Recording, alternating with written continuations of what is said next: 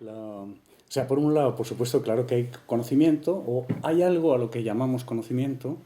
Por otra parte, que lo que conozcamos sea lo real es un problema gravísimo, ¿no? Problema grave quiere decir simplemente que esa es la historia de la filosofía de Occidente, es decir, la determinación de qué demonios es lo real, ¿no?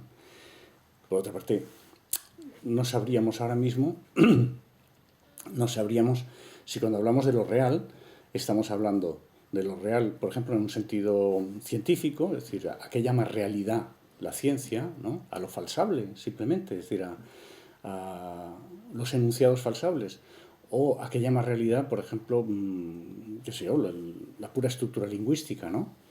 Que puede ser redundante o puede ser, en fin, que la definición de lo real tiene sus problemas, ¿no? Si apartamos lo de realidad, en realidad estamos apartando también lo de verdad, ¿no? Ese es el problema más grave. Pero queda entonces el conocimiento como el conjunto de elementos que nos permiten vivir socialmente a partir de unos consensos, en cierto modo, autoritarios. Es decir, que asumimos todos y el que no lo asume está loco, o sea, es apartado de la tribu, ¿no? Si, por ejemplo, alguien plantea seriamente que la Tierra es plana, va a tener problemas, ¿no? Si lo plantea seriamente, simplemente lo dice en una reunión de la oficina, no le pasará nada. Pero si lo plantea seriamente, por ejemplo, un artículo en El País muy serio diciendo todos están equivocados, la Tierra es plana, este tendrá problemas. Yo llamaría conocimiento simplemente a eso. Supongo que es insuficiente, pero es con lo que me resigno. Sí, lo que pasa es que eso, por ejemplo, daría pie, por ejemplo, sin ir más lejos, a los creacionistas, a proponerse como conocimiento. Sí, pero se han pegado una torta tremenda. O sea, No estoy ese es seguro. un caso típico, ¿no? Ese es un poco lo de la Tierra plana, ¿no? O sea, unos tíos y dicen, no, el mundo lo ha creado Dios, claro, se pegan una torta tremenda.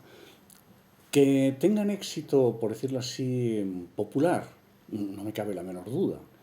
Claro, en Estados Unidos, en las encuestas, el 80% cree en el paraíso.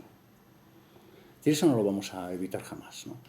Cuando hablamos de conocimiento para la gente que está interesada en el conocimiento. El populus, la masa, no está interesada en el conocimiento, está interesada en las creencias. En el conocimiento se interesan unos cuantos. En el grupo este de gente que se interesa por el conocimiento, que alguien defienda que el cosmos lo ha creado Dios, se invalida a sí mismo, ¿no? El otro día leí en una entrevista con este físico catalán que se llama Jou, Sí, David Joe, sí. que, claro, no es un físico, es un catalán que es físico, lo cual lo distingue enormemente del resto de los físicos, ¿no? Entonces, como era de esperar en un físico nacionalista, cree en Dios. Y entonces lo decía en la entrevista, yo pensaba, claro, si un físico cree en Dios, está invalidado como científico, no puede ser científico. En todo caso debería callarse, debe ser hipócrita, ¿no? Y creer en Dios como quien tiene un vicio particular, ¿no?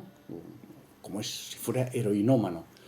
Pero claro, si cree en Dios, ¿cómo va a ser físico? Hay una incompatibilidad absoluta. Es decir, él a lo mejor no se da cuenta, pero es absolutamente imposible defender la física actual y la existencia de Dios. Es absolutamente incompatible, ¿no?